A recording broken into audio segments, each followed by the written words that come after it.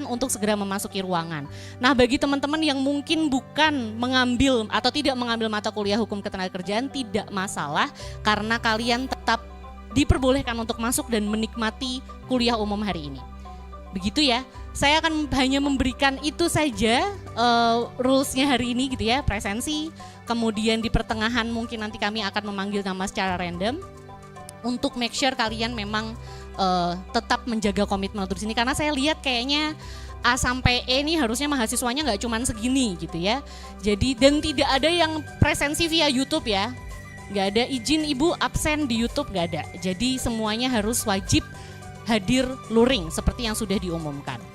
Hari ini perkuliahan umum akan disampaikan oleh Mr. IP Suruga mengenai social protection dan akan dimoderatori oleh Mbak Nabila Rizwa yang mungkin kalian kenal dengan tweet-tweetnya ya. Seleb tweet banget gitu. Oke, kita langsung mulai saja. Saya mungkin mengundang Mbak Nabila Rizwa dulu. Monggo Mbak, silahkan kemana lah, terserah Mbak. Ya. Kemudian baru manggil Pak IP. Enjoy.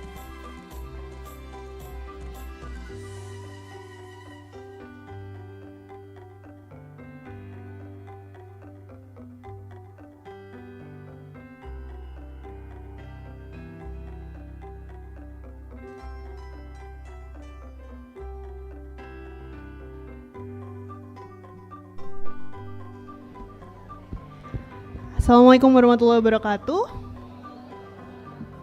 Selamat siang teman-teman.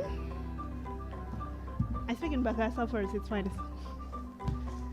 Saya akan memoderatori dalam bahasa Indonesia, tapi nanti Pak IP akan pakai bahasa Inggris. Tapi kalau misalnya nanti ternyata perlu ditranslate pakai bahasa Indonesia, saya akan chip in, diperbolehkan katanya. Oke, karena sudah diperkenalkan tadi oleh Mbak Nailul, terima kasih banyak teman-teman Bapak dan Ibu yang hadir pada siang hari ini. Ini adalah kuliah umum hukum ketenagakerjaan yang dilakukan tidak di awal kuliah tapi agak sebelum UTS gitu ya, biar kita agak beda sama yang lain. Kali ini kita akan kuliah umum dengan tema jaminan sosial yang akan dibawakan oleh Pak IP Suruga. Pak IP adalah Social Protection Specialist dari International Labour Organization. Jauh-jauh ke sini nanti beliau katanya akan memperkenalkan diri sendiri, jadi saya nggak akan memperkenalkan terlalu panjang. Nanti setelah di akhir, setelah paparan akan ada tanya jawab, sepertinya akan ada tanya jawab di tengah-tengah juga. Jadi kalau misalnya ada teman-teman yang mau bertanya, silahkan bertanya. Kalau mau bertanya pakai bahasa Indonesia boleh, kalau mau bertanya pakai bahasa Inggris juga boleh, meskipun kuliahnya dilakukan dalam bahasa Inggris. Jadi nanti kalau tanya pakai bahasa Indonesia nggak masalah, nanti akan saya translate. Tidak berpanjang-panjang, langsung saya persilahkan for Pak IP, you may start. Thank you.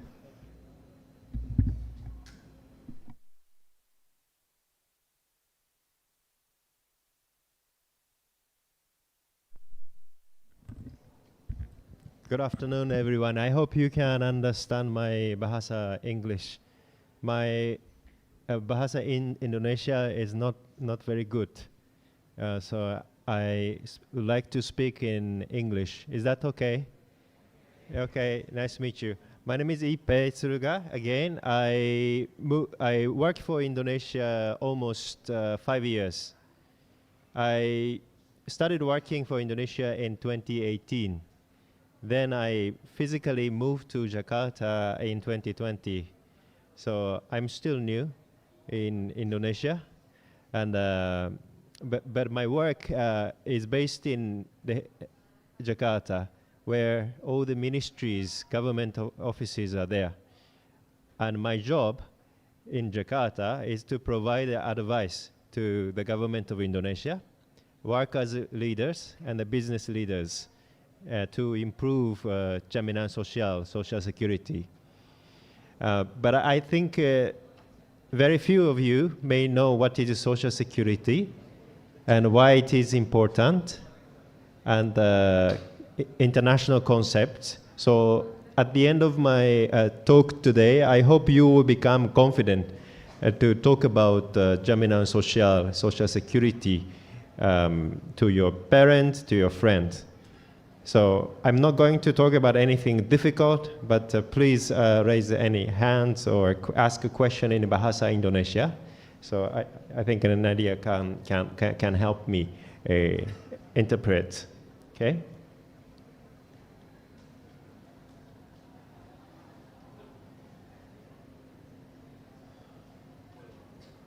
Yeah, my slide is very small, so it's better you have your phone and download PPT. But I would like to cover first, do you know does anyone know the ILO, International Labour Organization? Do you know the ILO? You know? I don't see any hands, but I hope you know. Okay? The International Labour Organization was established in 1919, in Geneva, Switzerland, after the World War after the World War I. And working on improving the labor conditions, working conditions, social security conditions. And do you know how many countries participate in the ILO? There are about 190 countries are member of the ILO. What is the difference between the membership of the United Nations and the ILO? In the United Nations, each country has one vote. Each country has a voting rights, one vote in the conference. Every year in Geneva, all the member states, 190 member states, send 4 representatives to the conference, annual conference of the ILO, including 2 government officials, 1 workers leader, 1 employers leader.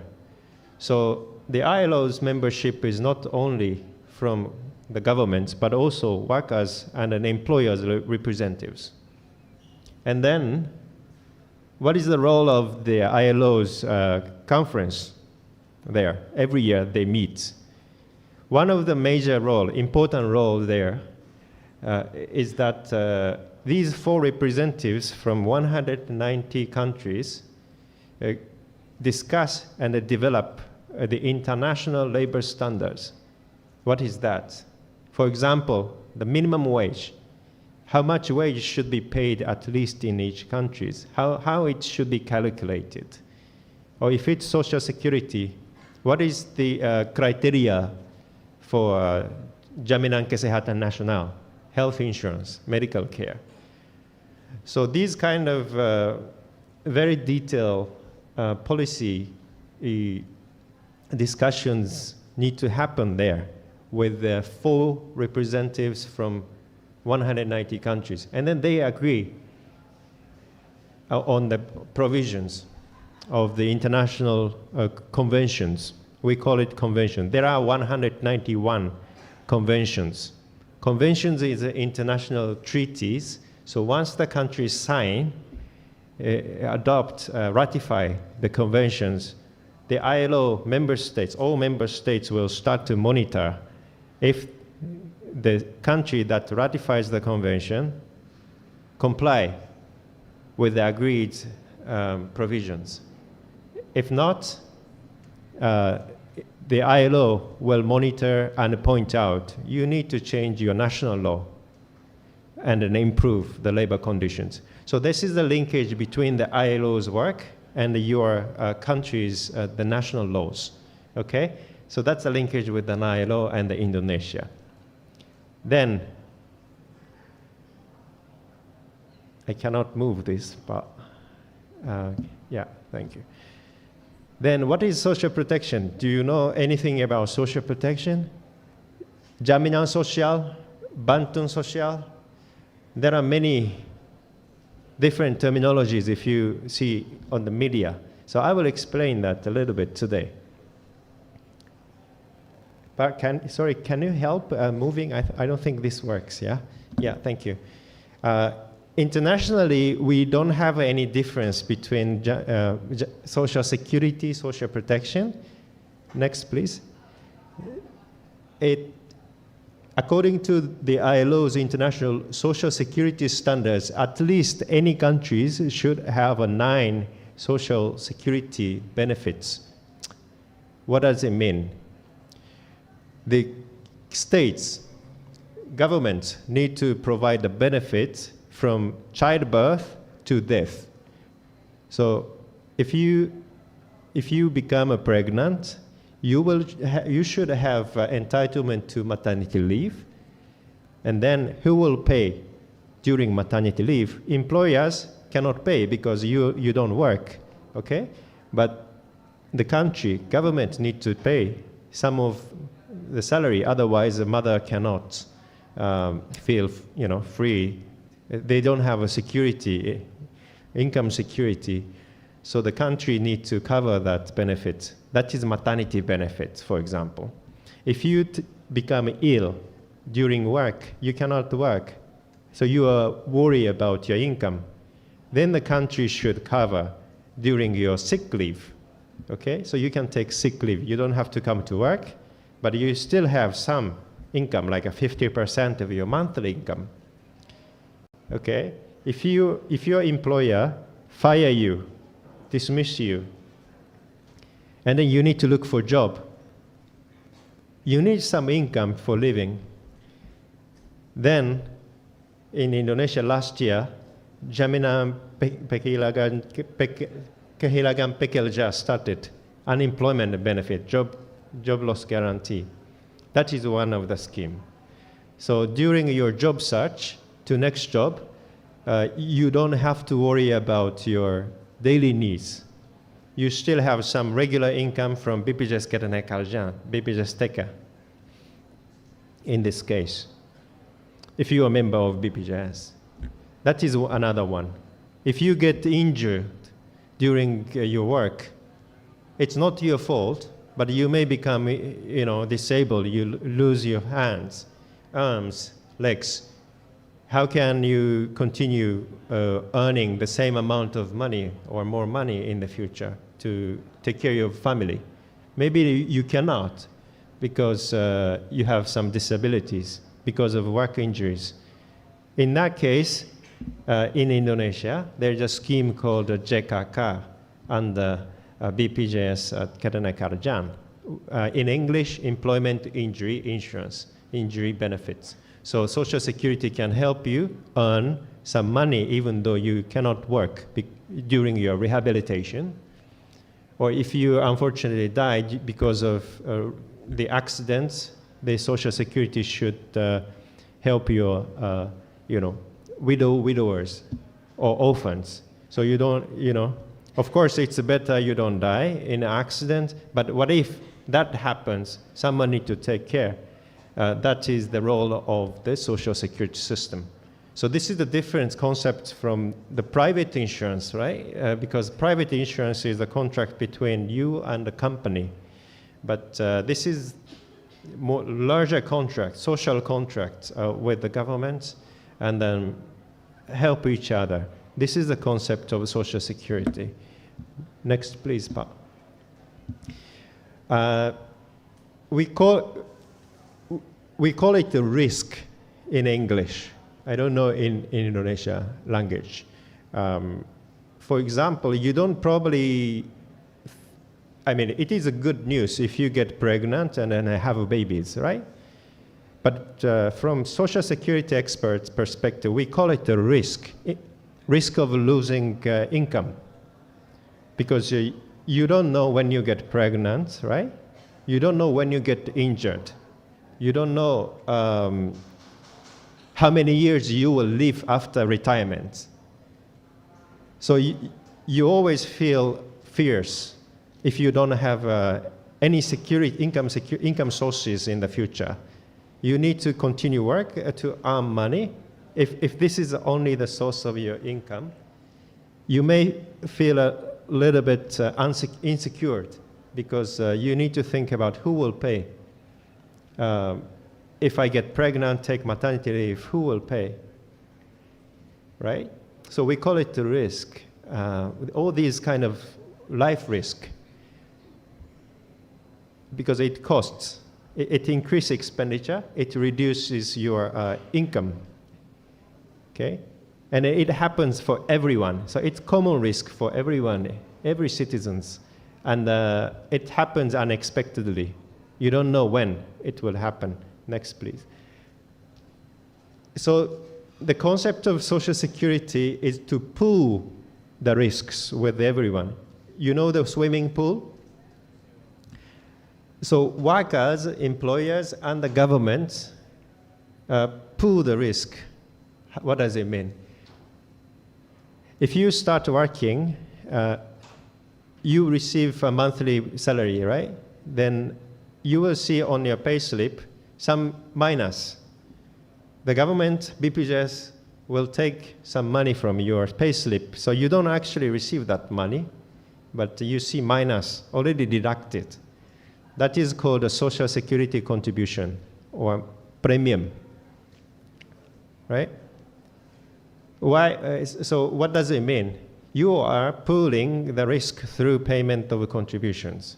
In this case, you will buy the membership of insurance.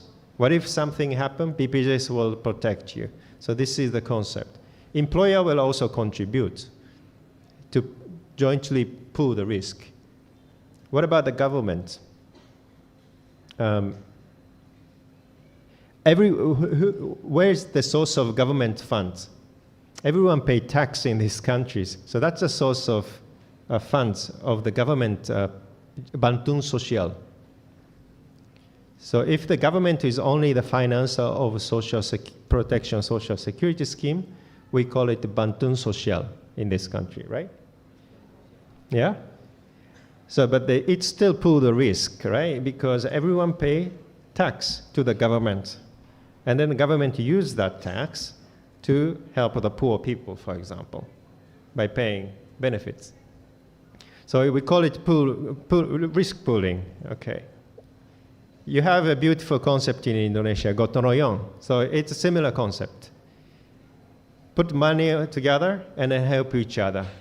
Once something happens, that person can access to the benefit. That is the principle. And then I find it very similar to gotong royong principle.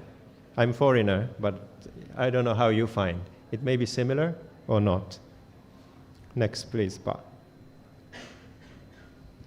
So what is the benefit? There are usually two patterns, in kind or cash.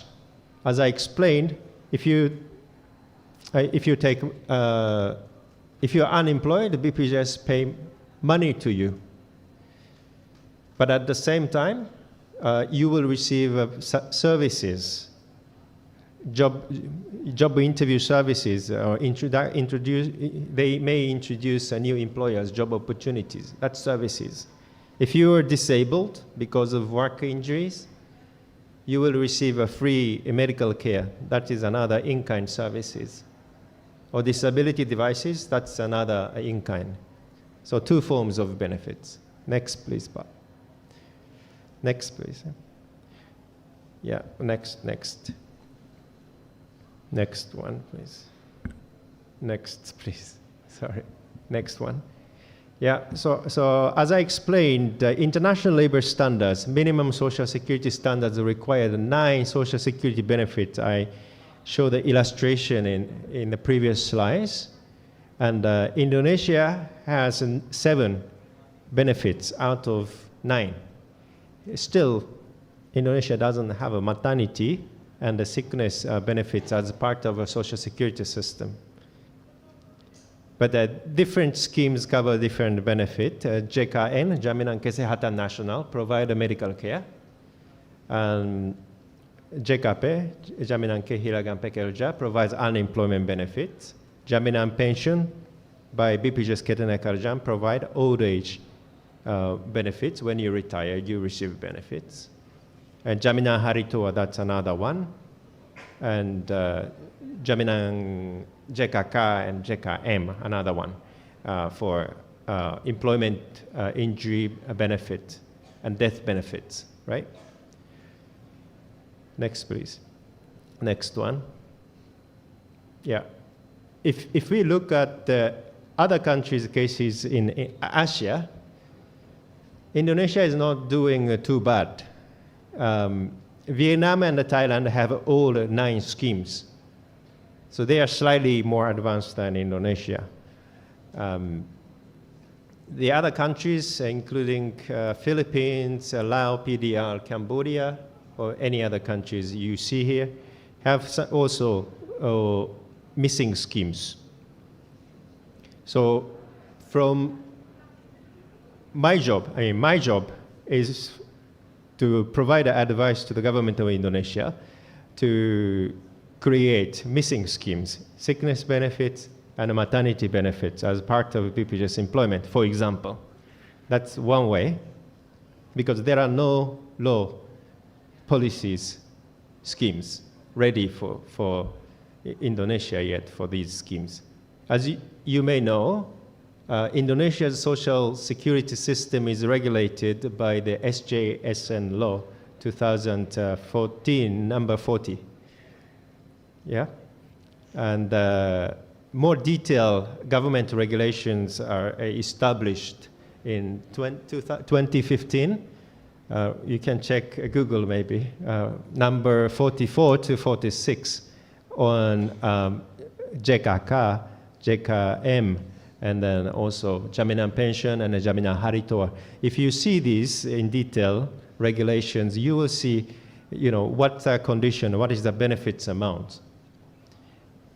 So our job here, as an ILO staff members is to check the policies. These government regulations, policies are in line with the international labor standards, international social security standards. As you see, the scheme is ready. You see the circle, it means scheme is available. But what about the quality of schemes? When we assess the quality of schemes, we have international social security standards agreed by 190 member states, right? So I have a textbook, guidebook, and then double check by comparing these national laws, regulations, and internationally agreed standards. Next, please. Next. So I don't think there are people who like numbers here because this is the faculty of law, but let me show you some numbers. This is, this is the coverage figures. How many percentage of children are receiving social security benefits in Asia, Southeast Asia? Indonesia is somewhere at the middle or up higher than any other countries, right? 25% of children receiving some kinds of social security benefits. It's because the program called PKH, the government Ministry of Social Affairs is providing child benefits, cash benefits to poor children using a tax, a lot of tax. And that's why the figure here is slightly higher, but it's still 26%. Next, please. What about a mother who has newborn babies? 28%, which is lower than any other countries you see. In Asia, about 50% of mothers are receiving any kind of cash benefits during maternity leave, but Indonesia shows low. Why? Because if you work in the big companies, you may be able to enjoy maternity leave with the full payment because large companies comply with the law, labor law. But 99% of companies in Indonesia are small and micro enterprises. How can we make sure all of them will individually pay pregnant women?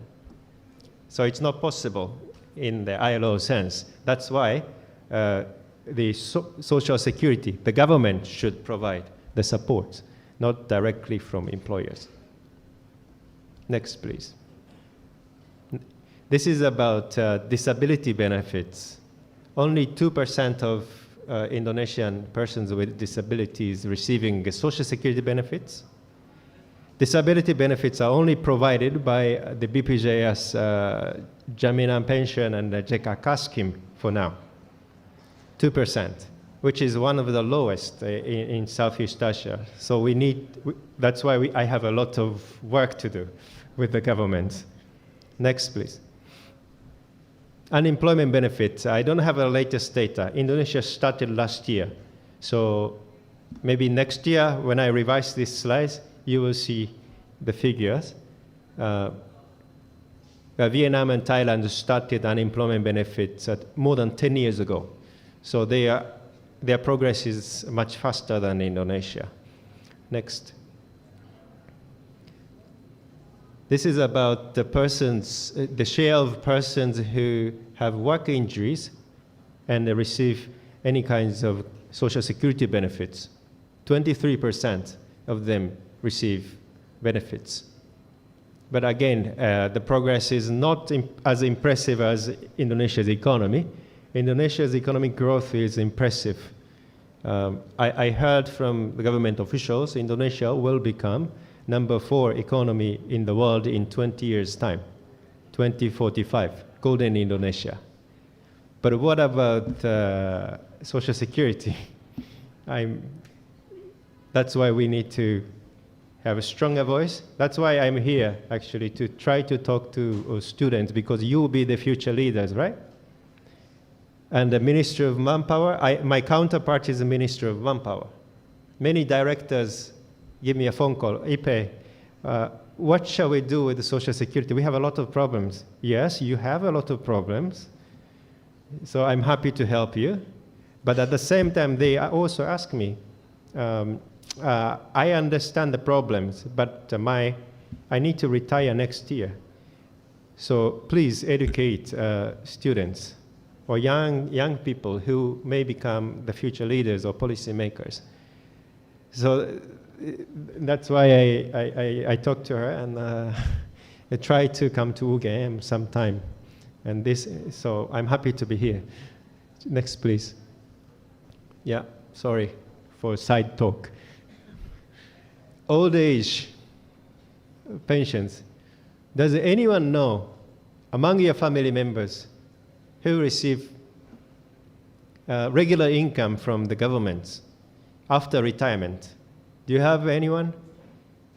If so, probably they are receiving from a private pension plan or TNI, former military officials or police officers or former government officers. These are only the categories of workers today receiving pensions from the Social Security system by design. Until 2030, BPJS will not start paying pensions by design. So you see the figures here. Only 15% of older persons above retirement age receiving cash benefits from Social Security system in Indonesia today. This is the data I think 2020, not today. But compared to other countries in Southeast Asia, the progress is not as impressive as economic growth. So for inclusive growth, we have more work to do. Next, please. This is the share of working age population, labor forces, who are currently contributing to BPJS. What does it mean? If you are not a member and are paying contribution today to Jaminan pension, you will not receive pensions in the future, right? So this is the figure that indicates significant number of older persons will retire without pension, because currently only 16% of labor force are paying contributions to pension schemes. So what about the rest of 84% of labor forces? They probably only have a savings or a private pension plan. But is that possible for everyone? I mean, I'm talking about everyone. Those who work in the rice field, paddy fields, can they have enough saving for living after 20 years when they retire? It's usually not possible. That's why many countries in Southeast Asia are now prioritizing to establish Jaminan Pension National or whatever, so on, pension schemes. Next, please. Next. So there are a lot of schemes, but there are a lot of problems you can see from some statistics here, right? Coverage gap. So when I talk about the coverage gap of Social Security, many people say, oh, BPJS is not doing a good job. The government is not implementing the program very well. Maybe true, but I'm not sure if that's only the reasons. For example, this is one major factors that I see. You are from the Faculty of Law, so you may be interested in this. JKM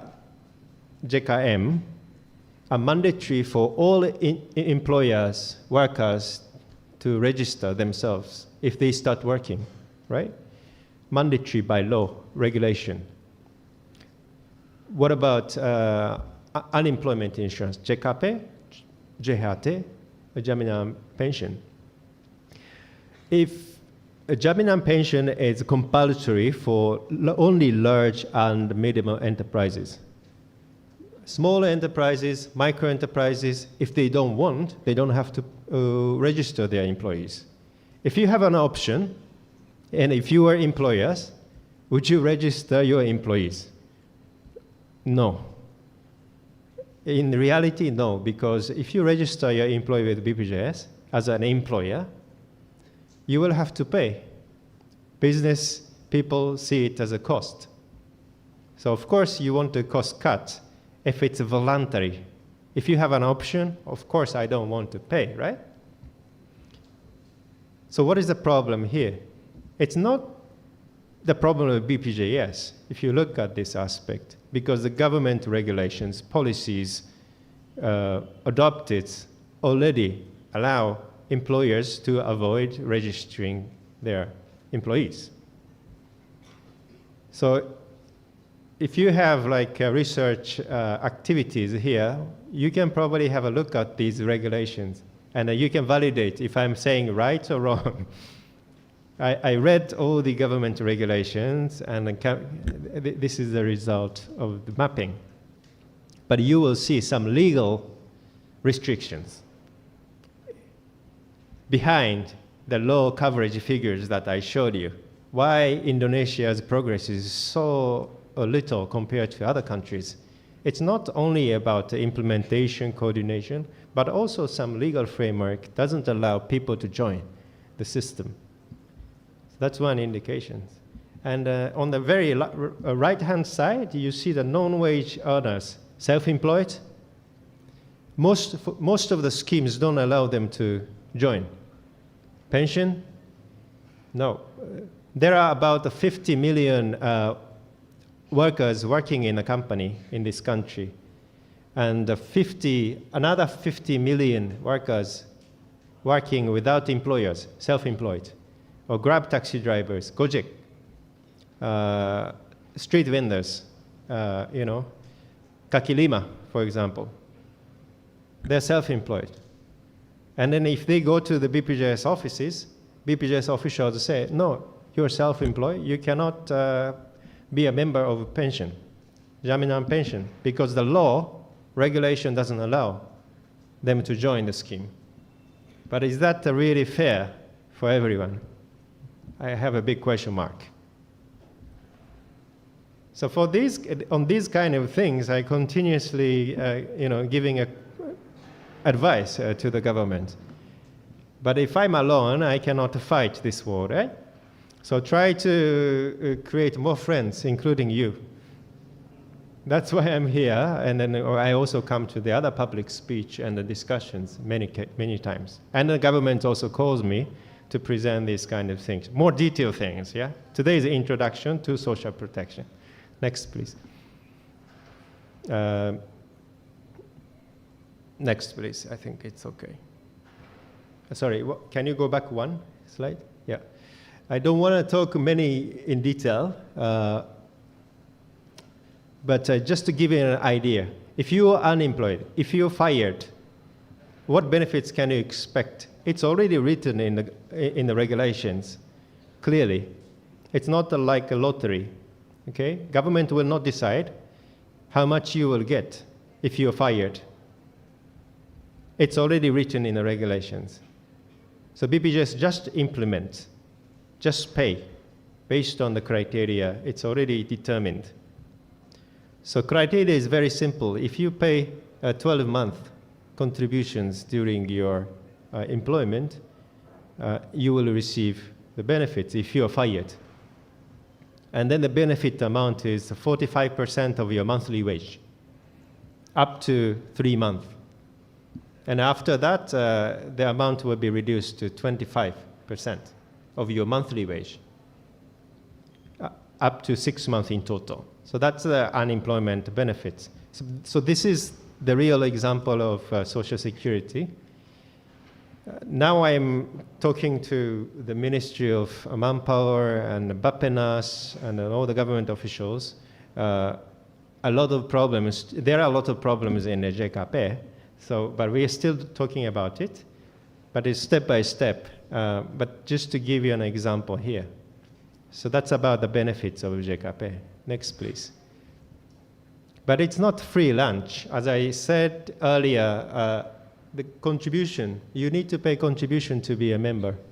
You cannot say, I want benefits, I don't want to pay. You need to pay in a sunny day, and you will get the benefit in a rainy day. That's the golden rule of Social Security, okay? So if you don't experience rainy day, you will continue paying. And some people complain, I only pay, I never get benefits. But is that, does it sound weird or correct? You cannot say, complain in such ways in the Social Security, if you understand the Social Security, because you didn't experience a rainy day, so you're lucky. It didn't happen to you, or you want to experience injury or not. So the concept is not to make you rich, but if something happens, you get benefits without fears, without worry from the Social Security, government, BPJS. That's the concept. The contribution rate is usually calculated based on your certain percentage of your monthly earnings. In the case of Jaminan pension, workers need to pay 1%, and the employer pay 2% every month. The reason why many people want to work in a company is that outside your monthly salary, employers pay 2% more for you. In this case, in total, if you calculate if you sum up all the contributions for employers pay 10% more outside, in addition to your salary. So of course, many people want to work in a company in the welfare states. I'm not sure in Indonesia. Indonesia's social security system is still being developed. So many leaders, workers' leaders, may not understand the real benefits of social security scheme. So whenever I said, okay, workers' colleagues, you cannot say, I want to benefit, I don't want to pay. If you want benefits, you need to pay contributions. But I get criticism every time when I say this. But if you're smart enough and understand social security schemes, you can tell what is the logic behind here. Next, please. Next, please. Yeah, before I hand over to you, I think I will give one concrete example of what we are currently working on using the international labor standards and how we provide advice to the government.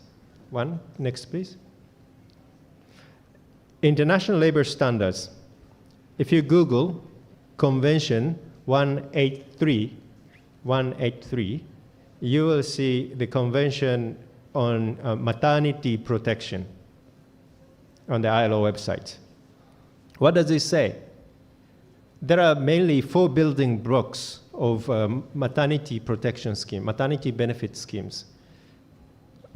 First, coverage and the criteria, benefit amounts, and the benefit duration, how many months you will receive.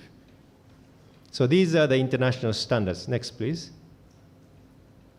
By the labor law in Indonesia, 2003, number 13, employers are obliged to give 3-month maternity leave, 1.5 months before and after giving birth by the labor law.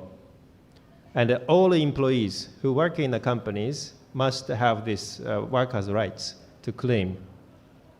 And then the employers must pay 100% of monthly wage, even though a women worker who doesn't work during maternity leave. Employers must pay 3 months, 100% of salary. What does the International Labor Standards Convention 183 says here? Compared to the national law here, all female employees should receive benefits, that's fine. 3 months, 14 weeks, that's fine. 67% of monthly wage. Indonesian labor law provides a higher one, so that's okay.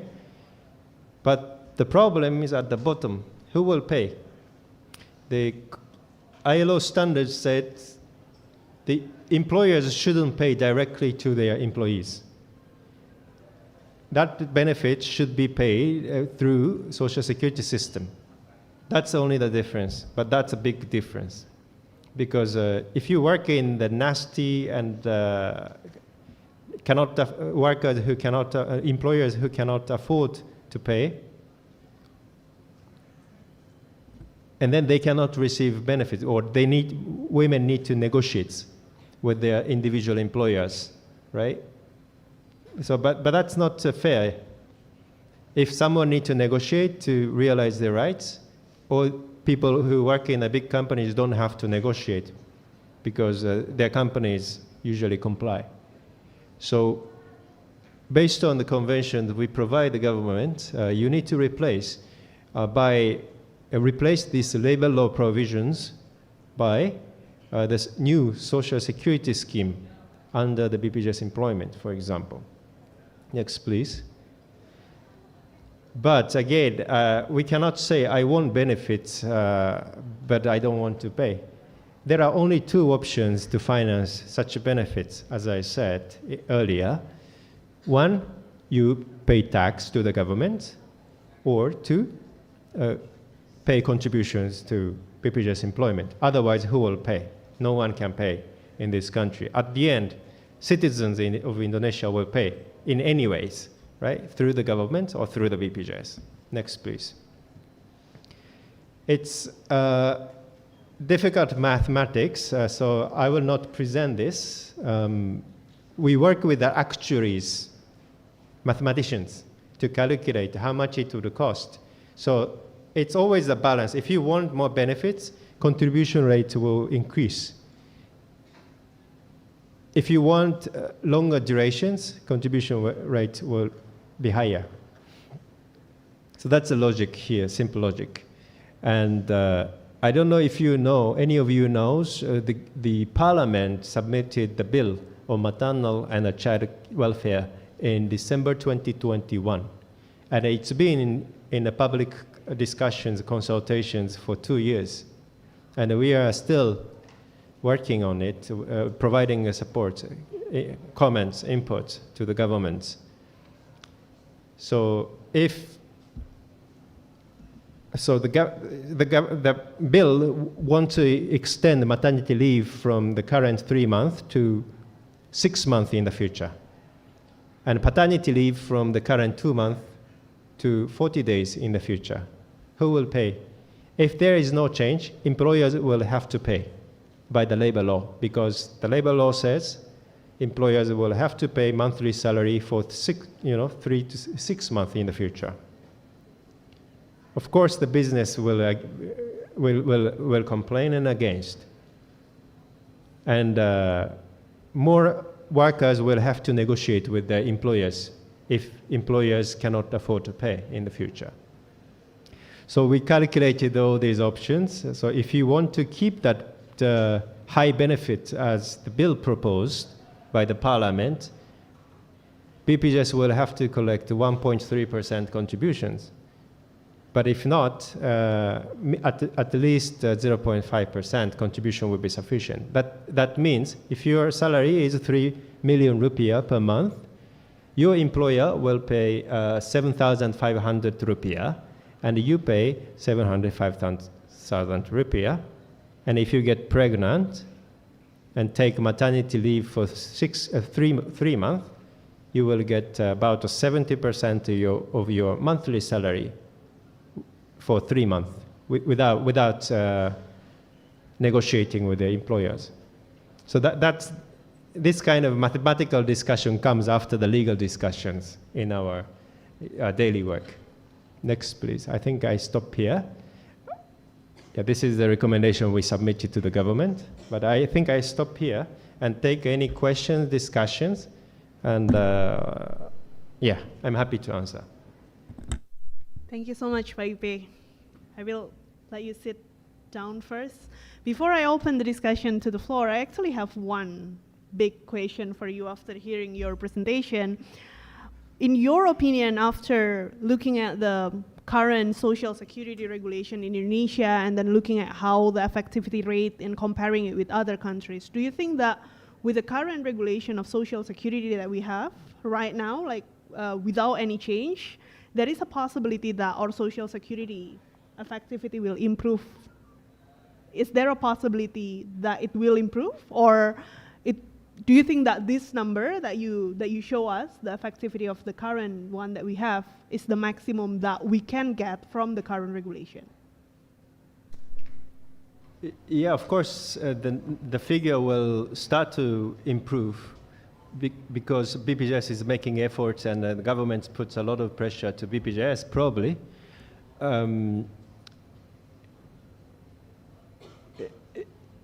If we look at the BPS stats, there are 55 million working age population in the company, wage employees today, PU, right? PU in Bahasa Indonesia. And the BPJS is currently covering, I think, 30 million something among them. So there are 20 million gap, right? If BPJS try to chase individual employers who do not comply with this legal requirements, of course BPJS can increase. But that will be the maximum. But as I said, the legal barriers, legal restrictions imposed for other schemes. So if we look at other schemes with the legal restrictions, the BPJS cannot do much on that. So at some point, it needs to be changed.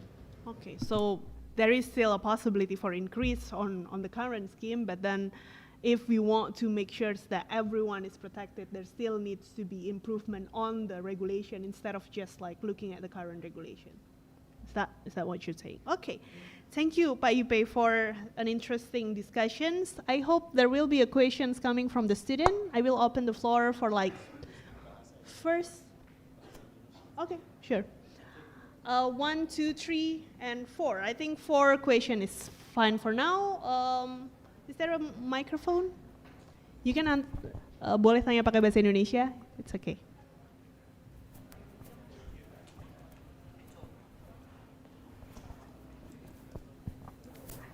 Okay, so I will be asking in English. Firstly, my name is Camila, and my question will be that these social protection are provided through regulation in which the implementation, most of the cases, apply to the employers or workers that work for administered workplace. In reality, a lot of developing countries like Indonesia still have many informal, quote-unquote, not administered workplace or unofficially recognized by government, or in another cases of UMKM or MSME, where they are most likely unregistered for social protection, but they are working under the same risk just like the others workers who are working in administered and monitored workplace. Therefore, they are more vulnerable than other workers, as the ILO convention probably has a similar approach, whether it is developing or developed country. They usually have the same baseline, which is ILO convention. Do we need to do different approach in making sure that these informal workers in developing countries still can get protected and having the same safety in doing their jobs? Thank you. That's my question. Thank you, Camila. Can you tell me from which class are you? Pak Andi is Wait, interesting to I know. forget which class I'm in. I think I'm in class D. Class D. Okay, Yes. thank you, Camila. Do you want to answer right away or should I pull the question first? Pull the question? Okay. So the next question, please.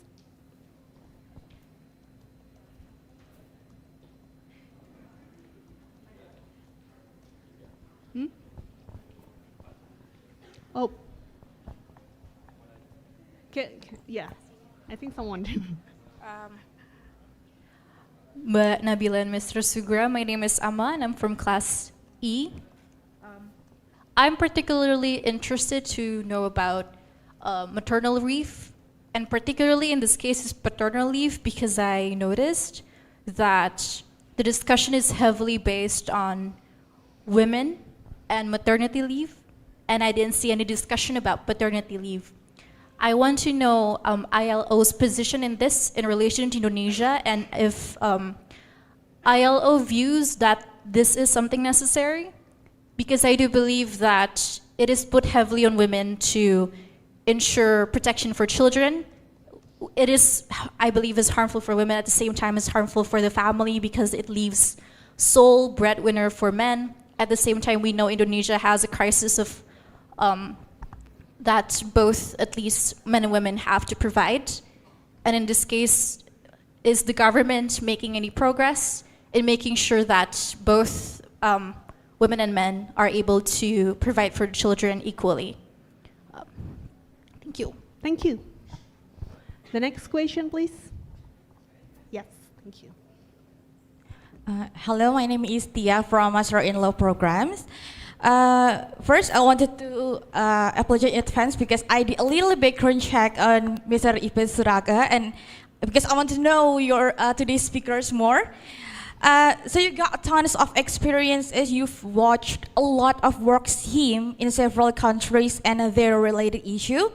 So related to pension scheme, I wanted to know, and I'm curious about your point of view based on your experience right now.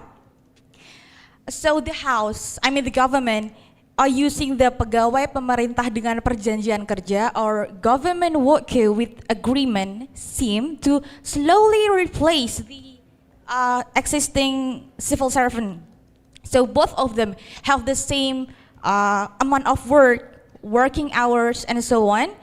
But the new scheme one is not gonna get their pension. As we already know, the existing civil servant pension scheme is not that enough to cover the life cost. So usually retired parents are gonna depend on their child, and just like a domino, falling one in one. And this leads to what you call it sandwich generation. So how do you see this issue? Thank you. I think like it's just one of the examples. Like even for the government official, they go through into like the new types that won't get any pension. So there will be a lot more people who won't get any pension. Okay. Oh, sorry. Next question, the last one. I think like. Oh, it's the same one? Okay, so the last question is the same. So I will recap the question if you mind. So the first question is asking about the different approach as a developing country since we have more informal worker. Do you think that we need to, is there a different approach coming from ILO, from Indonesia's perspective, in Indonesia's context? The second one is more into ILO's view on paternity leave. Should it be mandatory? Should it be optional? What's the view on that? And the last one is the pensions. Even for a government official who used to get a pensions, now we move towards the more contracted government workers who won't get any pensions, or even though they got a pensions, it won't be a lot.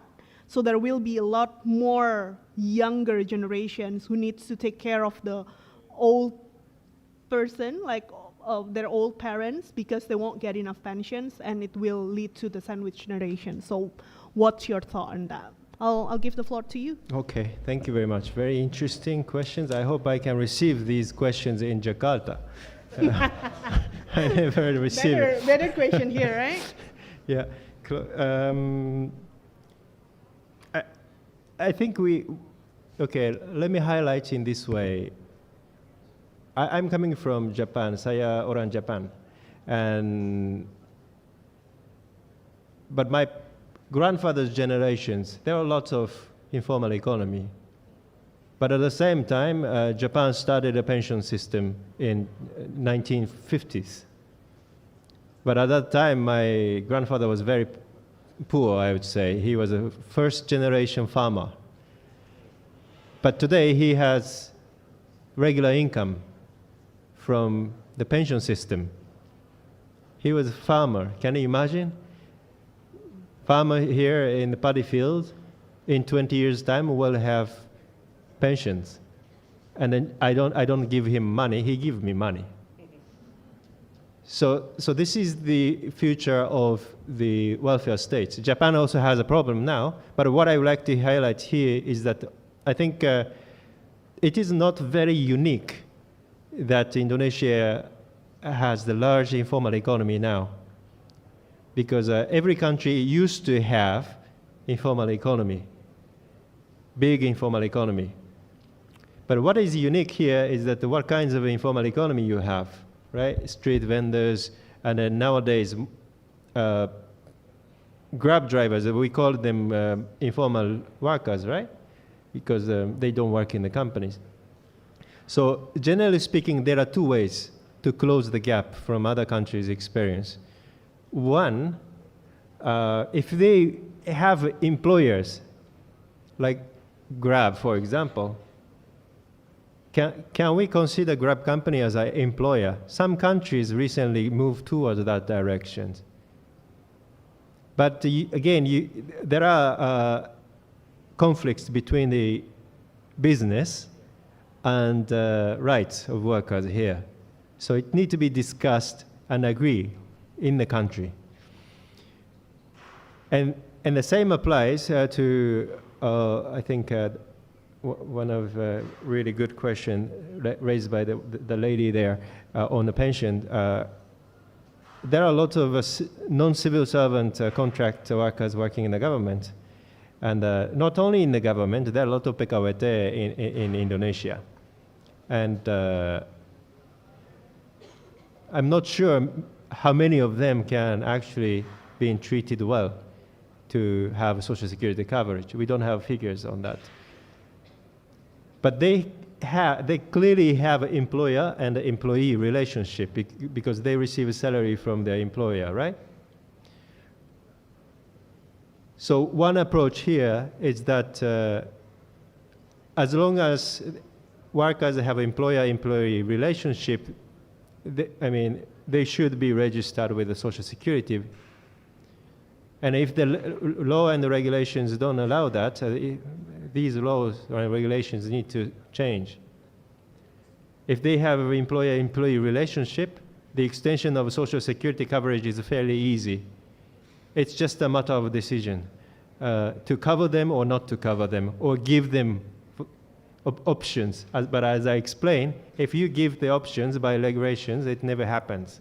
So Social Security law regulations must stipulate mandatory provisions for the coverage. Who need to be covered on a mandatory basis? If you give options, such schemes become something like private insurance. You have an option to choose. But Jaminan Social is more like a Gotonoyon, as I explained. If you are community members, you must contribute, right? So that's a different concept. So that's the first approach. If you have employee-employer relationship, it's just a matter of legal change, policy change, and an enforcement of the law and the regulations. The second approach is that some kinds of universal schemes needed. What does it mean by universal scheme? If you don't work in a company, some schemes are not available in Indonesia, like pension not available for self-employed now, right? In Japan, it's mandatory for all citizens to register in the pension scheme, with or without your employment. If you are unemployed, you still need to contribute to pension system. It's the obligation of citizens of Japan. In Indonesia, it's voluntary. Again, you have a choice. If you are self-employed, if you are self-employed, you are not allowed to participate in jaminan pension. It's a voluntary option. If you want to participate in jaminan hari tua, you can still contribute to BPJS and become members, even though you are self-employed. But if you give an option, as I said, people will not contribute because they want to save in a bank account, and then they believe they are good enough to invest and plan for their retirement themselves. But it's not happening. So there are two approaches. We need to apply mandatory provisions for everyone, or provide the benefits through the taxations. Like the government provides universal pension, that means give 500,000 rupiah for everyone if you become older than 65, for example. There are such schemes. So the government will take care of you using a tax. That's one approach. But Indonesia is a big country. I don't know if Indonesia can do that to cover, I don't know how many million, 70 million in 20 years' time, above 65 years old. Then the next generation will have to pay more tax because the government will have to pay more pensions to more people in the future. So there are two approaches, as I said, in general. So that's a lesson learned from international experience. I think I answered two questions at the same time. And the last question is on the maternity leave. Yes. In fact, the ILO doesn't have international labor standards on paternity leave in specific. But of course, if we provide an advice, we provide the recommendations on the role of fathers. It's a joint responsibility of mother and fathers to raise children. So some countries also have a parental leave in addition to maternity and paternity leaves. Japan, Korea, I think Canada also have such scheme. And it's also, in case of Japan, I think 1 year, you can take 1 year parental leave after maternity leaves or paternity leave. Then some portion of salary will be paid by the Social Security scheme. If Indonesia want to go for that direction, I'm more than happy to support. But I think there are, more voices needed to the central government to do that. I don't see such extreme discussions. It's not extreme in my sense, but it probably is still extreme in the Indonesian policymakers' sense. But I support that idea. Thank you, Pak Ipe. A little bit follow-up from me. I want to following up to you. So if you're saying that, if you give an example of Japan when they used to have an informal, way bigger informal sector, and then one of the things about social security is still they still make it mandatory for all workers, no matter whether they're coming from a formal or informal sector, to enroll in the pension scheme. Yeah. And you said that it's a duty of the citizen, but is there a sanction if you're not doing that? Because I'm just thinking, if we want to put it, if you want to make it in Indonesia, how do you think that it will work? Does it will work like BPJS Kesehatan? Will you have to enroll? Actually everyone needs to enroll? Or is there any other scheme that you think about? Yeah, we need to understand the value of life here and the cultural aspect, religious aspect, and many aspects. So there is no one-size-fits-all solution here. But I've been working for Indonesia and talking about the cultural values every time. So I have some sense. Generally speaking, Indonesian citizens like to have freedom, if I'm not mistaken. freedom means you don't want to be binded by any mandatory schemes, for example. It's better to have less mandatory things, obligations by the states, government, right? People don't want to pay more tax, of course. No one wants to pay more tax. Don't want to pay more contributions. Don't want to stop the traffic lights. That's another thing. But generally speaking, I find it there is strong resistance from the general public to have anything mandatory. But again, in Japan, in the case of Japan, people are more, how can I say? They don't like to follow, but they follow. So there are different mindsets over there. People complain, but still follow there. Okay? And then, so more, let me say in a more professional way.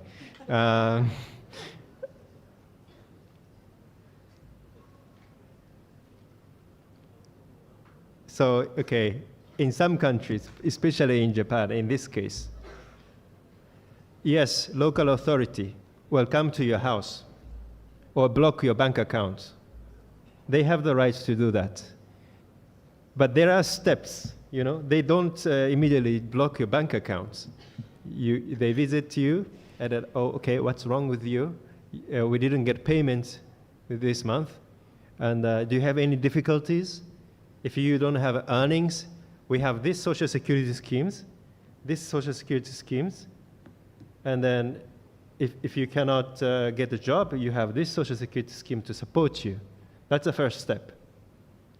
If this person is a really bad guy and has a lot of money and doesn't want to pay, and then the local authority find it out, and they have the authority to withhold the property, or if it's business, suspend business licenses, or in the worst case scenario, it's a criminal sanction there. So there needs to be a balance between the penalty. The mandatory application without penalties don't work because you don't have any incentive to follow the law, right? So usually administrative sanctions, criminal sanctions are there, and then enforcement is necessary. But again, it's my question to you. What do you like in Indonesia? Because it's about the cultural values and people's mindsets. But it's very important to reduce the number of free riders. I want benefits, but I don't want to pay. That's why enforcement and sanctions, penalties are needed at some point. Yeah. Thank you, Pak Ipe, for the answer. Okay, we still have time for more question. Masih ada waktu untuk pertanyaan. Kalau ada yang mau bertanya, boleh. Ada pertanyaan?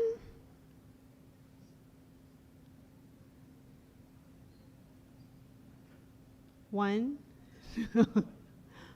No?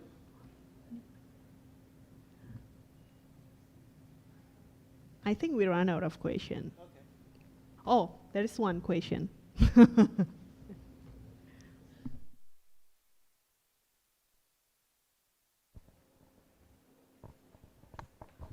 Oke, thank you very much. Karena tadi Pak IP minta bahasa Indonesia, saya pakai bahasa Indonesia. Jadi perkenalkan, saya Susilo Dharma, salah satu pengajar di Hukum Ketenagakerjaan. Menarik ketika Pak IP menjelaskan mengenai konsep dari social security dan security protections, gitu ya. Di slide awal itu dikatakan bahwa social security and security protection atau perlindungan sosial itu sesuatu yang sama, gitu ya, sesuatu yang sama. Tetapi kalau misalnya kita belajar mengenai konteks perlindungan sosial, ya, social security, and then perlindungan sosial dan perlindungan, ya, kedua hal itu menurut saya itu adalah kedua konsep yang berbeda, ya, antara social protections and social security, jaminan sosial dan perlindungan sosial, itu dua hal yang berbeda. Kalau kita bicara mengenai social security, itu adalah konsep-konsep ataupun hal-hal yang tadi dijelaskan oleh Pak IP terkait dengan program-program yang dilaksanakan oleh jaminan sosial, ya BPJS, baik itu BPJS Ketenagakerjaan maupun BPJS Kesehatan. Tetapi ketika kita bicara mengenai perlindungan sosial, ya, perlindungan sosial itu lebih kepada program-program yang sifatnya sementara dan menyasar kepada hal-hal yang sifatnya kebencanaan. Itu yang pertama. Kemudian yang kedua, mungkin juga ini hanya menegaskan bahwa sebenarnya kalau kita bicara mengenai kondisi Indonesia, mungkin Pak IP sudah mengetahui bahwa Indonesia itu sangat beragam. Artinya tidak bisa dilihat dari satu sudut pandang. Misalnya memang ada kewajiban secara umum, ada kewajiban untuk menjadi peserta dari BPJS, tetapi di lain sisi ada ketentuan-ketentuan, misalnya yang terbaru kaitan dengan Undang-Undang Cipta Kerja yang mengecualikan usaha mikro dan kecil dalam hal ini, misalnya tidak perlu membayar upah sesuai dengan upah minimum. Itu sesuatu yang sifatnya mandatori, ya, seharusnya ya menjadi sesuatu yang menjadi hak yang seharusnya diterima oleh semua pekerja, tetapi di dalam undang-undang ini dikecualikan. Nah, di satu hal ini saja Undang-Undang Cipta Kerja mengecualikan segmen tertentu, apalagi ketika kita bicara mengenai dalam hal ini adalah memaksa, dalam tanda kutip memaksa pihak ataupun sektor di usaha kecil mikro tadi untuk mengikuti program BPJS. Jadi memang sesuatu yang di satu sisi mengedepankan jaminan sosial, tetapi di sisi lain dari sisi kebijakan malah itu menggembosi atau itu malah mengurangi gitu ya, mengurangi esensi dari jaminan sosial itu sendiri. Kemudian yang terakhir, apakah ketika kita bicara mengenai konsep social security ataupun jaminan sosial, apakah jaminan sosial itu hanya program-program yang dilaksanakan oleh pemerintah, ataukah sebenarnya jaminan sosial, ya secara esensi jaminan sosial dapat pula dilakukan oleh pihak-pihak tertentu, misalnya perusahaan melalui skema tadi menarik ketika Pak IP menyampaikan data bahwa ada 2 skema jaminan sosial yang belum dilaksanakan oleh Indonesia, misalnya maternity leave dan unemployment leave, ya, ada 2 itu. Padahal kalau kita lihat di dalam konteks undang-undang yang sudah juga disebutkan oleh Pak IP, Undang-Undang 13 mengatur mengenai maternity leave, ya, 1,5 bulan sebelum, 1,5 bulan sesudah. Kemudian bicara juga mengenai konsep pesangon, severance pay, ya, di Indonesia yang diatur dalam Undang-Undang 13, yang sebenarnya sudah dilaksanakan, ya, sejak lama gitu ya. Nah, apakah hal ini tidak bisa dikatakan secara esensi adalah bentuk dari jaminan sosial? Dan yang terakhir mungkin, ya ini terakhir lagi, bahwa konsep jaminan sosial yang konsepnya universal coverage di Indonesia ini kan sangat baru ya, dan sangat baru efektif dilaksanakan di 2015. Undang-undangnya ada di 2011 melalui Undang-Undang BPJS 24 2011, tetapi effectively berjalan itu di 2015. Artinya baru 8 tahun konsep jaminan sosial yang sifatnya universal ini dilaksanakan. Apakah ini mungkin juga menurut saya adalah suatu, ya mungkin tidak dikatakan prestasi yang besar, tetapi setidaknya sudah menunjukkan bahwa Indonesia melakukan effort, melakukan usaha-usaha untuk mewujudkan konsep jaminan sosial yang sifatnya universal. Mungkin itu beberapa hal yang mungkin saya tanyakan atau saya konfirmasi. Terima kasih. Sandi, ada pertanyaan lain? Biar sekaligus. 1, 2, 3. Nggak ada ya? Oke, I'll give it to Pak Ipe. Should I recap the question? Okay, so the first question is, Pandi is challenging your idea of your definition of social security and social protections, because he believes, especially in Indonesian context, it's a little bit different between jaminan sosial and perlindungan sosial. What's your thought on that? And the second one is that he also questioned whether the idea that the social protection can only be done by the government is, it cannot be like it's just like that. It cannot be changed, because like in a way you give an example that maternity protection is not protected. Is a branch of social security that we don't have it yet, even though we do have a maternity protections, even though it's covered by employer liability. Like, can it be said that in a way there is already a social security on the maternity benefit, or what's your thought on that? And the last one is, since the universal coverage on social security in Indonesia is still quite new, do you think that what we already have here is already like a very good effort, looking at we only have it like in around 8 years, like the coverage and everything? It's still new, like, yeah. So that's basically the 3 questions that he asked. Please. Thank you. Maybe start from the last questions. I think in 2015, the BPJS introduced the new scheme, Jaminan Pension. That was a good step forward, in our view. By scheme design, it's more sophisticated, and then also it's a good initiative. Indonesia definitely needs to have this scheme, new pension scheme. So it's on the right track, and it's the right time now to revisit and discuss again, to think further for next 20 years. What changes is needed? It's not a perfect scheme yet, so I think it's the right track. And for the last 10 years, I think Indonesia has been doing very well. New scheme on JKP was introduced, and JKK was reformed.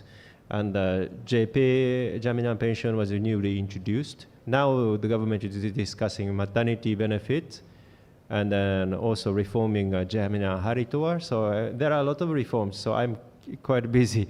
But it's already a good sign. There are political will to improve, and then many policymakers are working on these issues. And on maternity protection issues, I mean, I stick to the Social Security International Labor Standards. And from that perspective, we call it employer's liability. If employers are obliged directly to pay maternity leave cash benefits to their employees, it's not Social Security by definition by the International Labor Standards. So that's why it clearly states employers shouldn't pay the sole shouldn't directly pay to their employees of these benefits. So in that sense, I think I have a justifications to provide advice to Indonesia to replace it by maternity benefits as part of social security system. Yeah, that's my answer. But I don't think there are no more questions. Huh? About social security and social protections, like, is it actually the same? Yeah, each countries can nationally define, create the national definitions. That's perfectly fine. Yeah. So I don't have any objections or views to that. If Indonesia describe it Bantun Sosial and Jaminan Sosial, I'm fine. But I just wanted to highlight here, particularly to the students, is that if you read international literatures, don't get confused. Each country has a different definitions, and you need to also understand Indonesians' definitions as well. That's why I wanted to highlight. On the ILO report, we don't differentiate these terminologies. Yeah. Maybe before I close, just 5 minutes. Is that okay? Since I talked to the young people here, I just want to give you one very important priority issues for you. Maybe I stand there, actually.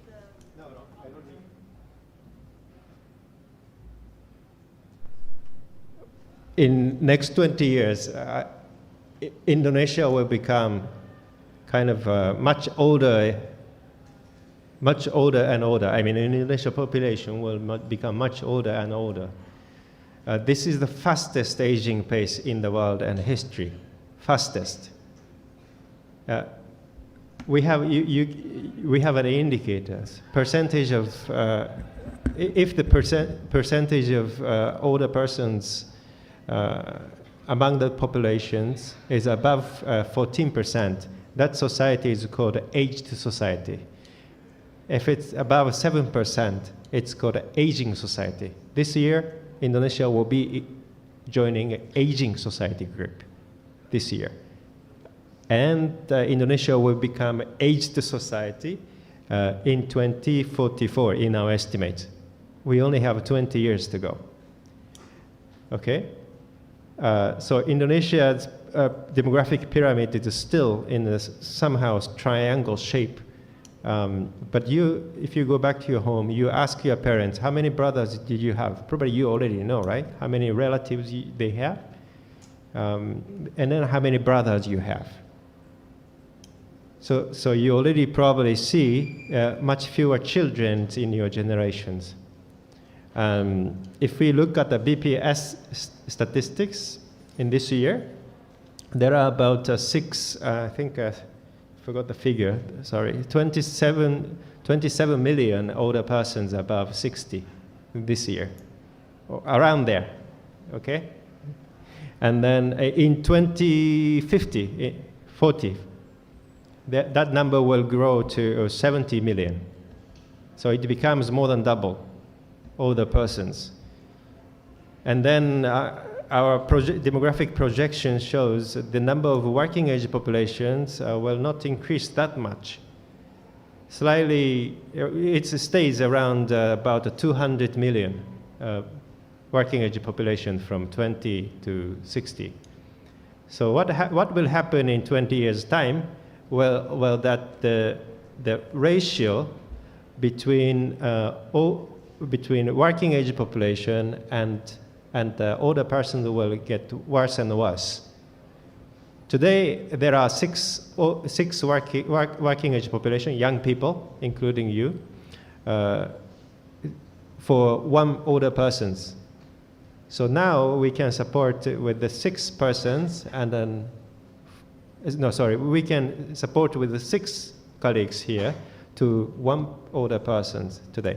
But in 20, 30 years' time, that number will become only 3 persons supporting 1 older person. So the sandwich generations, that will be you, in my view, will have more care responsibility and burdens if there are no social security system supporting your parents and your grandparents. And fortunately, good news for you is that your parents and the grandparents will live longer than past. So it means, for example, my parents are now 70 years old, and my grandfather is 97, still alive, and they may live until 90 years old. I don't pay them. My brother living in Japan, working in a hospital as a pharmacist, selling medicines. And his yearly earning is about 400 juta rupiah, which is slightly better than the average in Japan today. And then my parents are spending 400 million every year. They don't have, but they have income from the pension in Japan. They receive 400 million from Social Security and then spend 400 million. So they don't use the savings. They don't need money from my brother. So I asked my brother, if there is no Social Security, do you think you can pay half of your salary to your parents? Half. And then I pay half to my parents, right? Because they need 400 million every year. And then we find it's not possible. But I'm afraid that will happen in Indonesia if there is no change today for pension. So if you see the media news on the pension, retirement, older persons issues, it's about you. That's my point. Because you probably don't see it as your problem, but I see it as your problem because I work on this subject as well. And whenever I talk about these issues, whenever I've been called by the government, I don't see any young people in the room, and most of them will be the recipients of the benefits. So they don't think much about the future of Indonesia, but you'll be the future of Indonesia. So I just wanted to let you know, you probably need to have a close look at these discussions. The hot discussion is going on this year, and probably you will have an opportunity to see any media news. There are a lot of discussions on pensions. That is about you. But very few young people may understand this or may be interested in. But this will definitely happen. I mean, if the pension discussion doesn't go very well, that will impact your life in 20 years' time when you become 40 years old, 50 years old. Because you will have to take care of your children yourself and your parents. Sorry to close with the very pessimistic talk, but I thought it would be important to let you know, important discussion is going on and it's about you. So please pay attention to the news and then, if possible, participate in any public discussions. If you have opportunity again to talk to the president candidates, probably that's another opportunity to raise this issue. It's already finished 2 days ago, no? But if you have any other opportunities, I stop here. Thank you.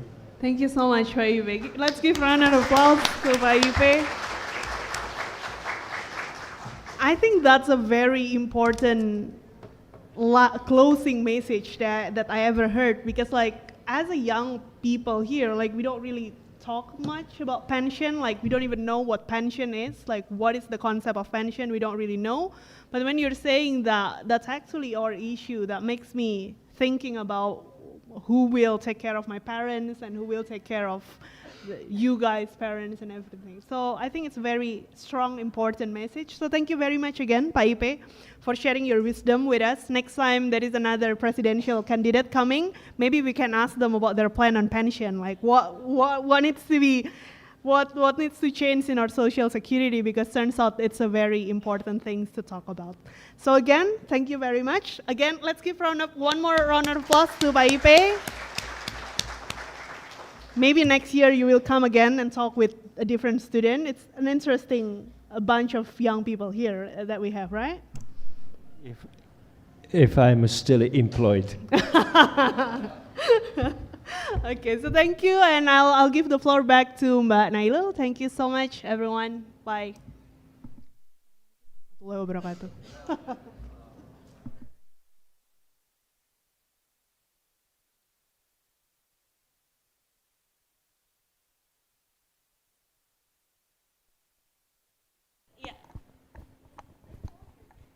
Yeah, thank you very much, Pak Ipe, for coming to our campus today. It's very enlightening us today. Terima kasih Mas Mbak semua yang sudah bersedia hadir sampai akhir di sini. Mungkin tadi saya menjanjikan akan randomly